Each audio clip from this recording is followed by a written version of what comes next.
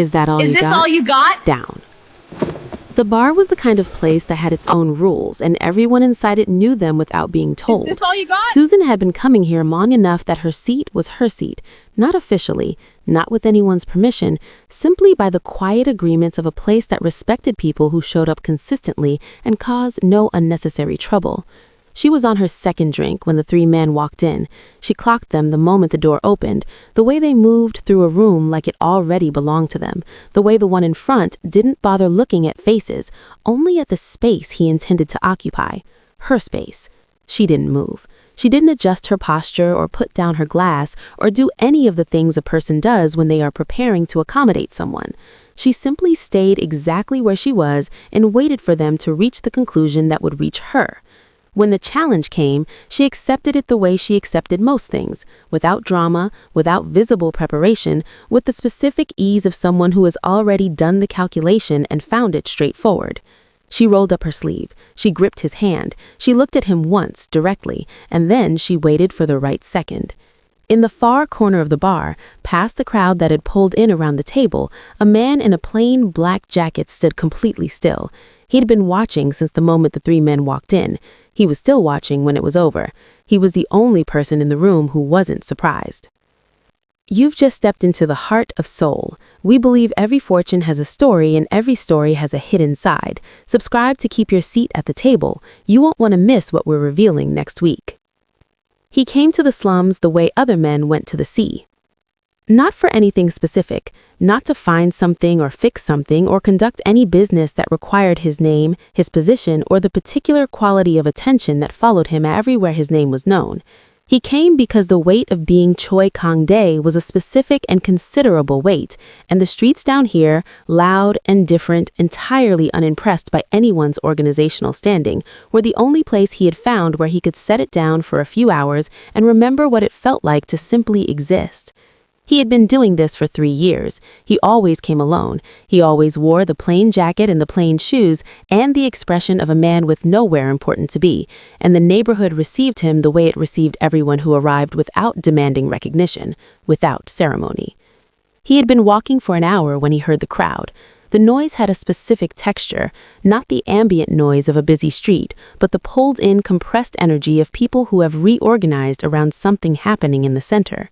He followed it without deciding to, the way he followed most things that registered as interesting in a world that had largely stopped surprising him. The bar was small, and the crowd around the table was not. He found a position at the corner where he could see without being part of it, which was the position he always found in every room out of habit, so old it had become instinct.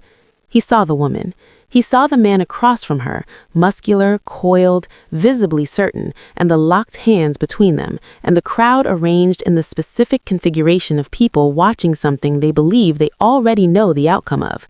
Then, he looked at the woman's face and understood, with the immediate clarity of someone who had spent 20 years reading situations for a living, that the crowd was wrong. She was not trying yet. That was the thing. Her expression had the quality of someone waiting, not nervously, not with effort, but with the patient stillness of a person who has identified the correct moment and is simply allowing time to reach it. When it reached it, the match lasted 4 seconds. The man's arm went down, the crowd went silent, and the woman looked across the table at her opponent with an expression that was almost kind and said in a voice that carried without being raised, "Is that all you got?" Kang-dae was already moving toward her when the crowd shifted. She moved faster, not away from him specifically. She had not seen him, had no reason to register him as anything requiring a direction change.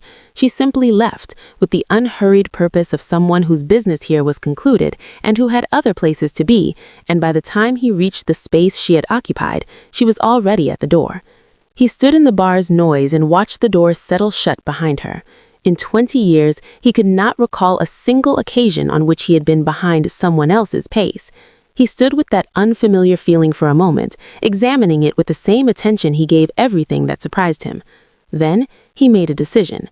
He was going to find her.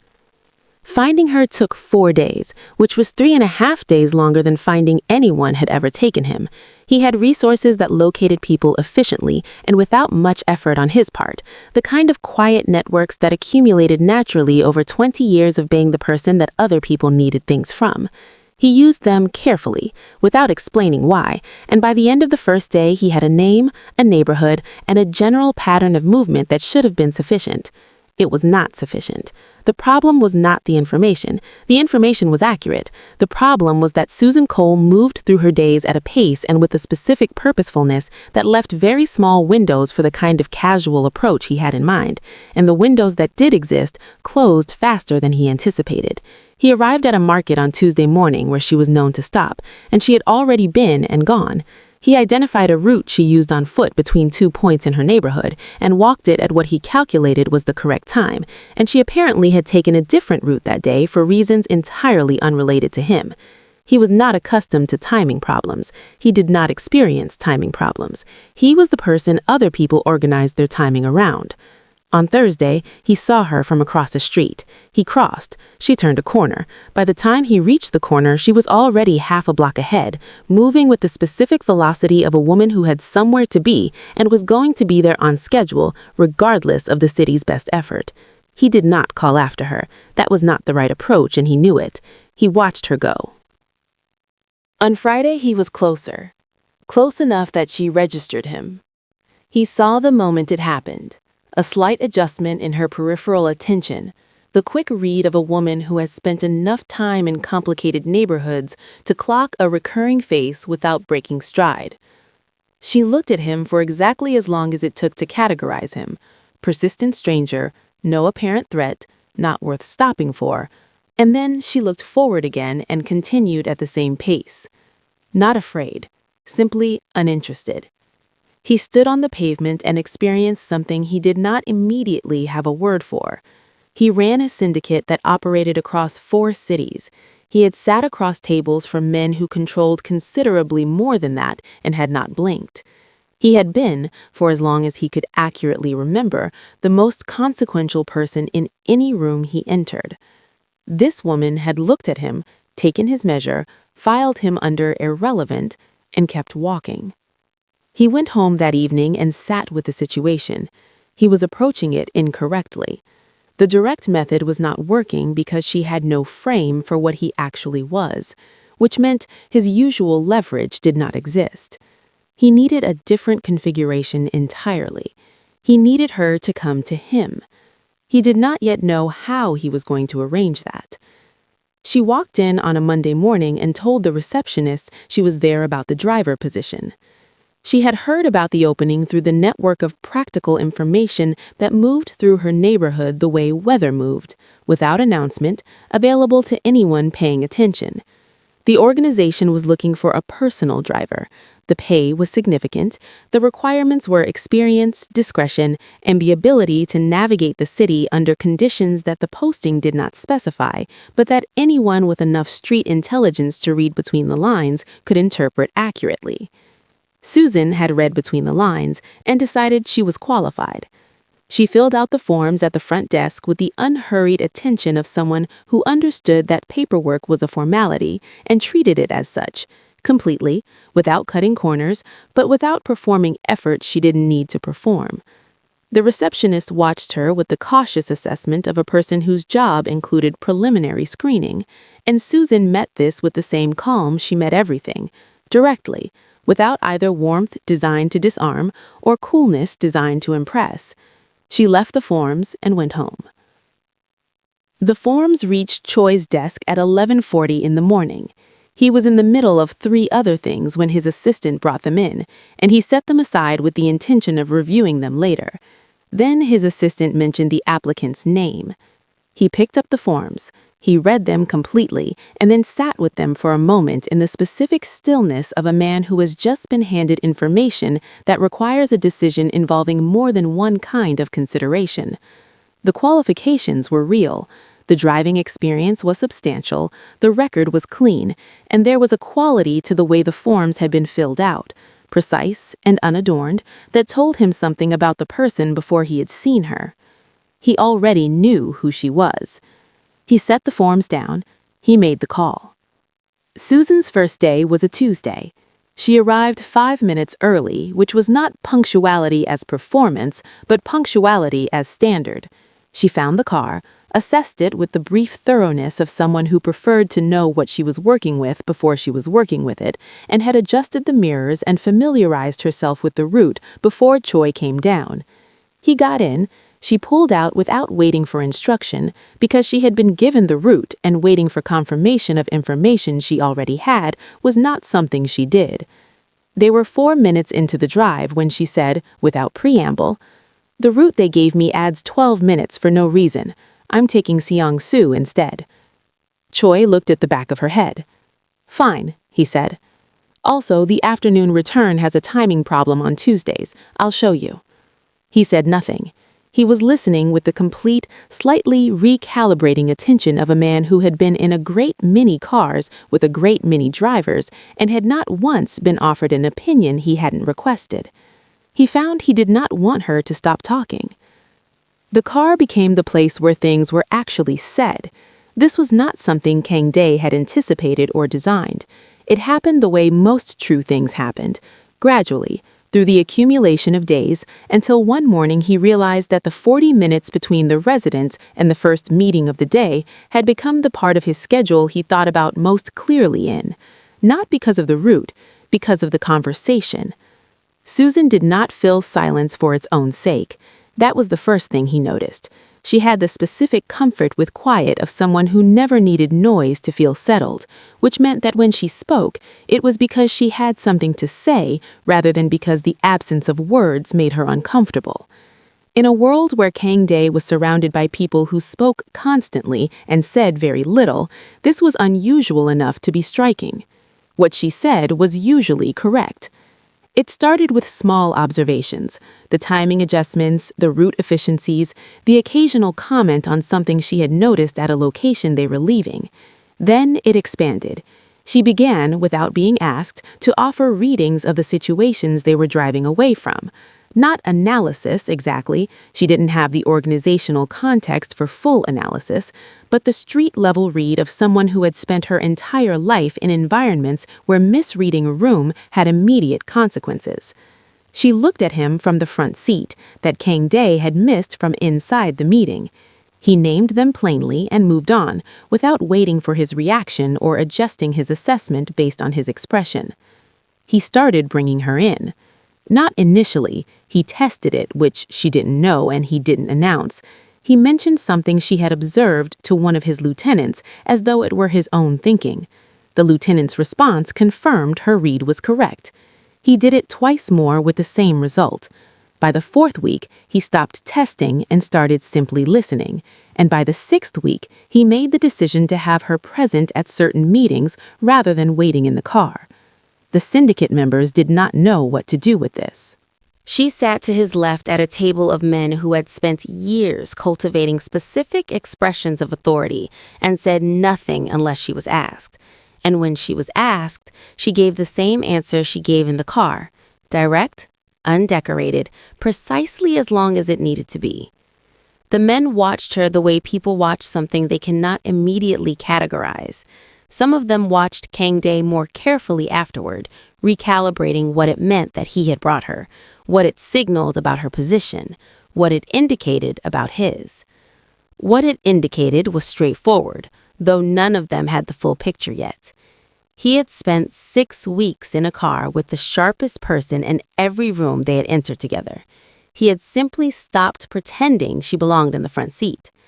She brought it up on the way back from the Maple meeting, which was not a meeting she had attended. She had waited with the car, the way she always waited, present and unhurried, and apparently unoccupied in the way that people who are actually paying attention to everything appear unoccupied. "Park Shin-ho is going to be a problem," she said, not as an opening to a conversation, as information being transferred. Choi looked up from his phone. Park Shin-ho was one of his most senior lieutenants, a man who had been with the organization for 11 years and whose loyalty had never given him a reason for concern. "Explain that," he said. She explained it the way she explained everything, sequenced, without editorializing, each observation building on the last. The way Park had positioned himself at the table, not toward Choi, but at a slight angle that kept the visiting syndicate's second in command in his sightline. The way he had answered a question directed at Choi half a second before Choi answered it, which was not helpfulness but calibration, a man practicing how it feels to speak for someone else.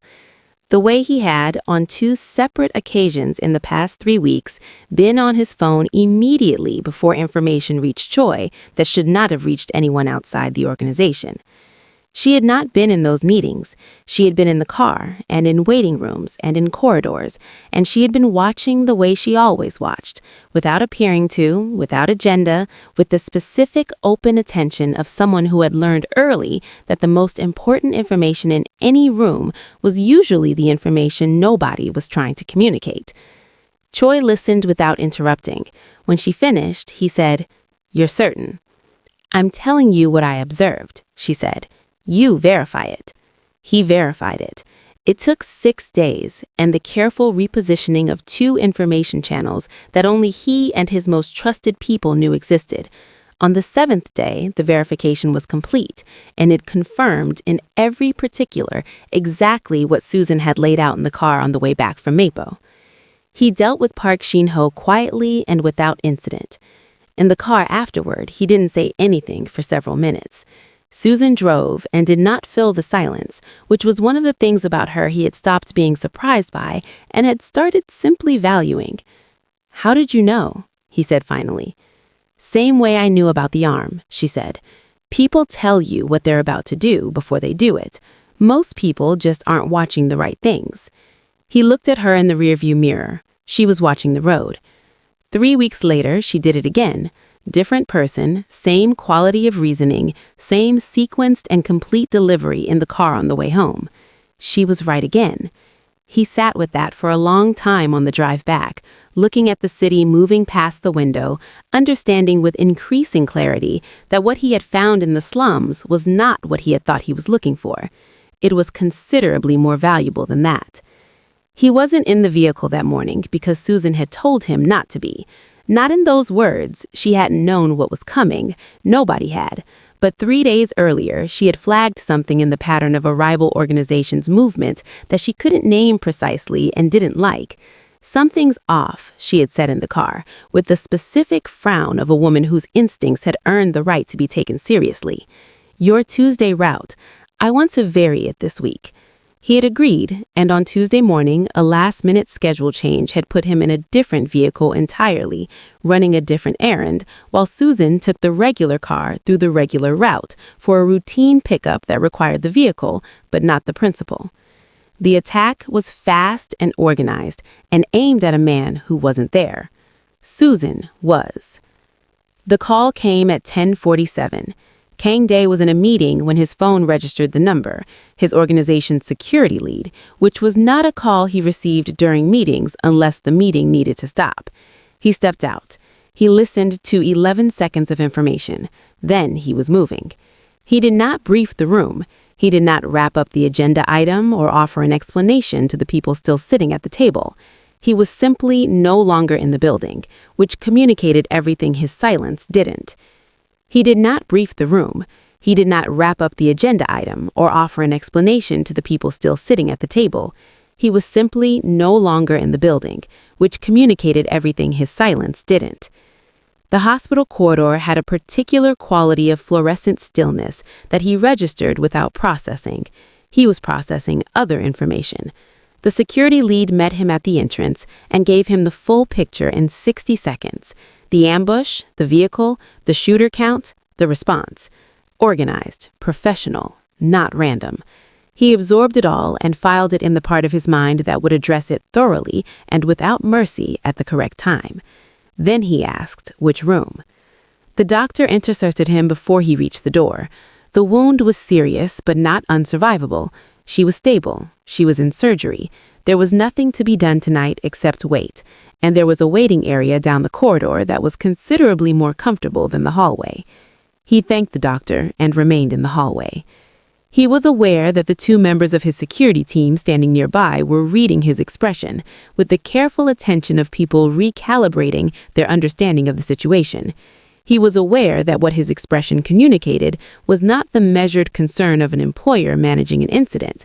It had not been that for some time. He did not adjust his expression. He stayed in the corridor for 4 hours.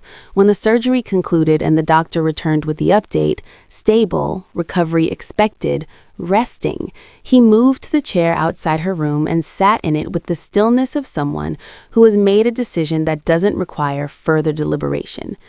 A nurse mentioned, around 2 in the morning, that visiting hours had technically ended.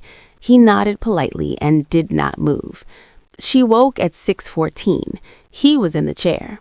She looked at him for a moment with the slightly unfocused clarity of someone assembling their situation from available information, and he watched her do it, watched her clock the room, clock him, and arrive at the conclusion that he had been there for some time. She said nothing immediately. Neither did he. The thing that had been accumulating between them for months was present in the room without either of them having opened the door. It had let itself in, finally, and both of them knew it, and the hospital room in the early morning light was not the place to address it. But it was there. It was not going anywhere. She moved into his residence on a Thursday, which was practical and not discussed as anything other than practical. The hospital had cleared her for discharge on the condition that the recovery environment was managed: rest, limited movement, no returning to work for a minimum of 3 weeks. Her apartment was a 3rd-floor walk-up. His residence had staff, space, and a ground-floor room with a window that faced a garden.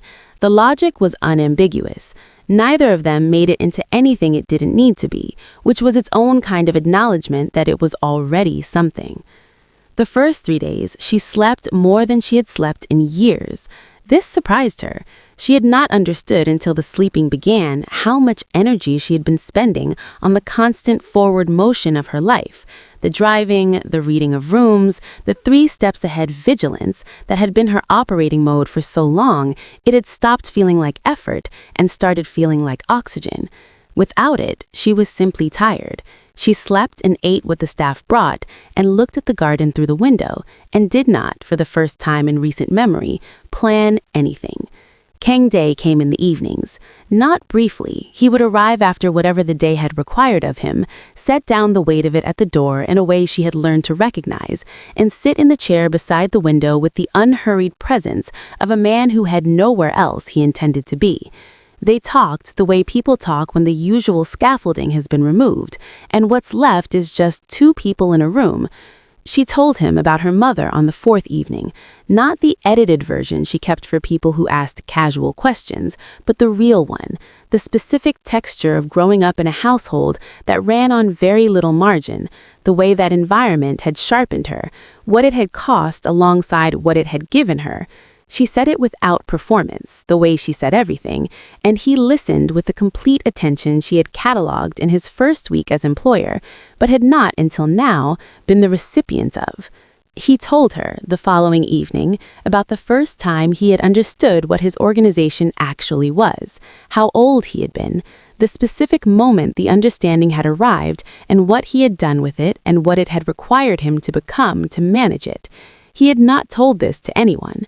She understood from the way he said it that this was not an omission of convenience, but of architecture, a truth he had simply never had a person to tell it to. She looked at him when he finished. He looked back. The circling that had been the shape of their entire dynamic, the months of proximity managed at careful distance, the things said adjacent to the real things, the professional arrangement doing the work of containing what it had long since stopped being able to contain, was simply gone. There was no circling left. There was only the room and the window and the garden, and 2 people who had run out of reasons to navigate around the thing that had been true for months. Neither of them named it that evening, but the chair stayed beside the window, and he came back the next evening and the one after that. And Susan, who had spent her entire life in motion, found that staying still was not the diminishment she had always assumed it would be. It depended entirely on where you were staying. She was back in the car on a Wednesday, 3 weeks after the hospital. The role was the same in every technical sense. Same vehicle, same routes, same position behind the wheel while he occupied the back seat, and the city moved past the windows. The forms of it were unchanged. What had changed was the atmosphere inside those forms, the specific quality of the silence between them that had always been comfortable and was now something more layered than comfort.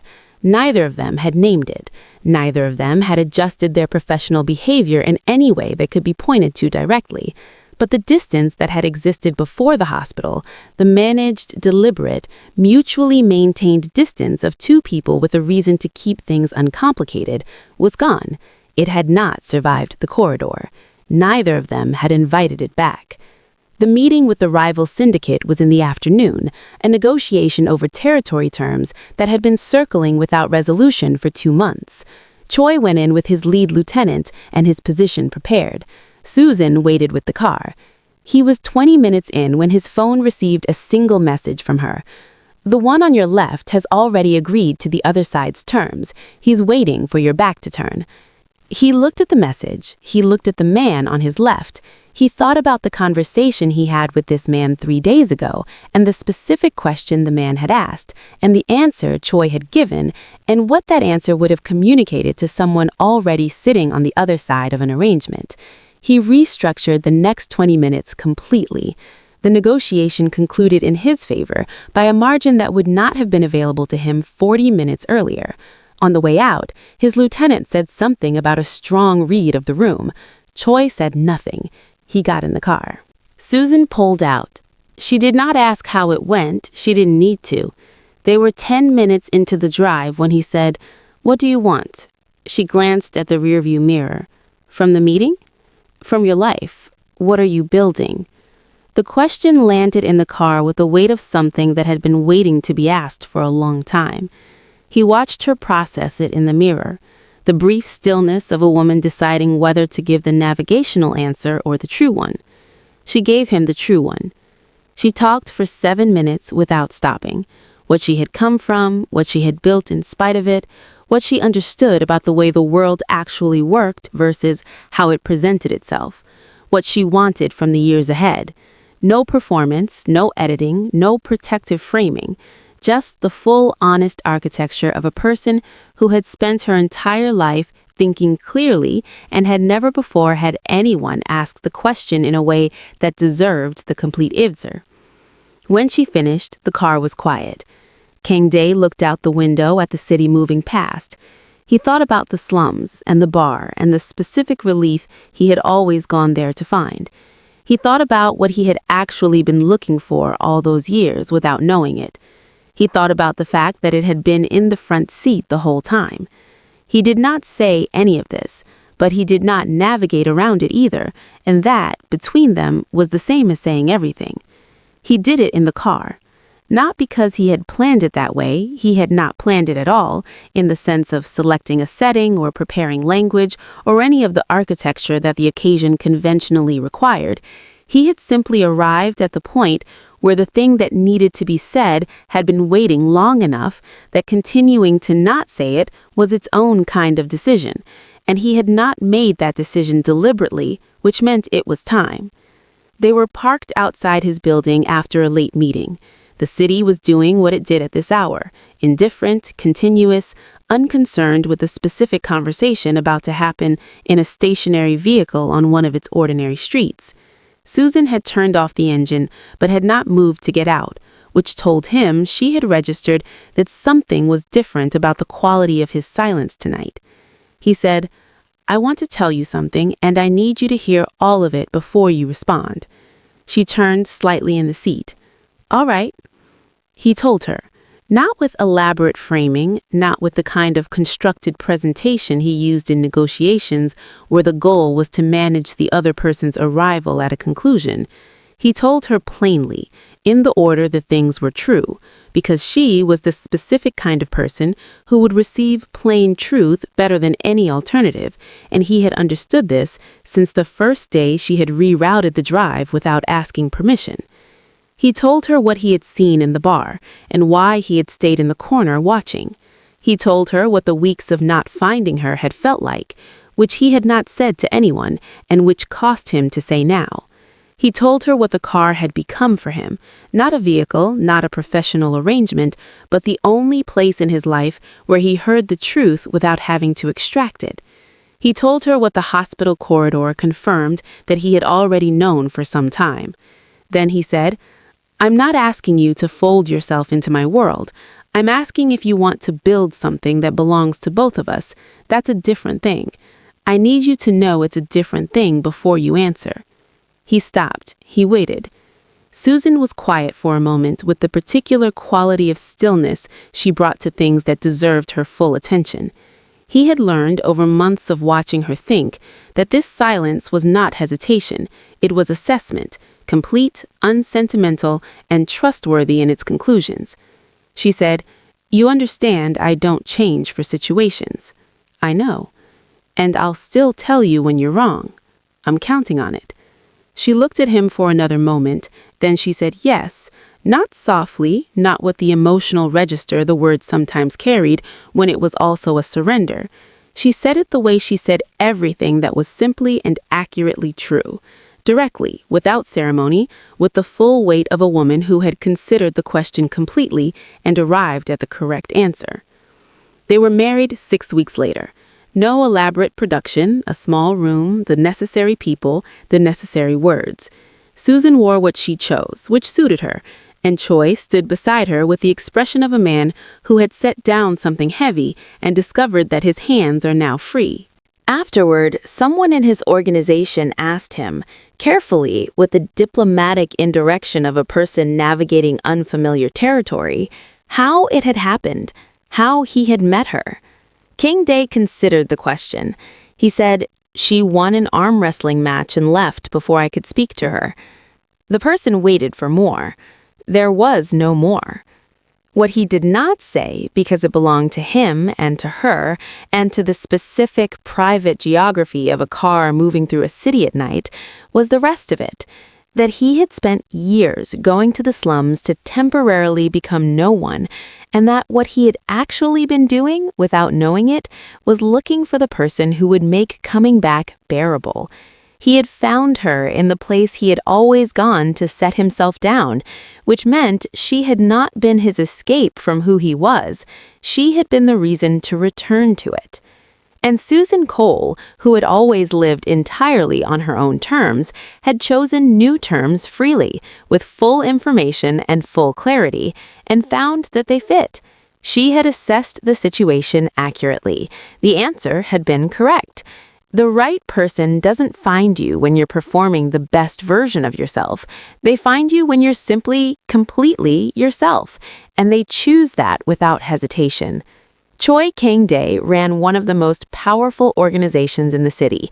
He had resources, authority, and the kind of reputation that made rooms rearrange themselves around him. And the one thing all of that could not give him was the thing he actually needed: someone who saw him, not what he commanded. So he kept going back to the slums, not to find anything, just to put it all down for a few hours and breathe. What he found there wasn't someone impressed by his power. It was someone entirely unbothered by it. Someone who rerouted the drive without asking permission, told him when he was wrong, read rooms he couldn't read, and never once adjusted herself to fit the shape of his world. That's the lesson. You don't find real connection by leading with your credentials. You find it by showing up as the complete, unedited version of yourself and staying there long enough for the right person to see it. And Susan's side of it is just as important. She didn't say yes because she was swept away or impressed or grateful. She said yes because she assessed the situation with the same clear intelligence she brought to everything else. And the answer was simply correct. That's what choosing someone on your own terms actually looks like.